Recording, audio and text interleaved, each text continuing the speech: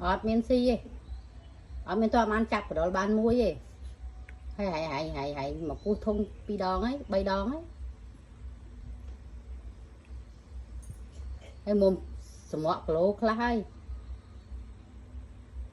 khơi cái đó vẫn thơm khơi nhỏ miên chặt sao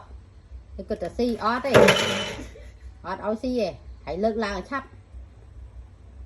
lơ đấy mi này lơ cái đồng lang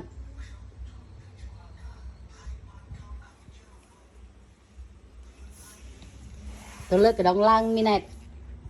ọt miên một đây thôi chắc này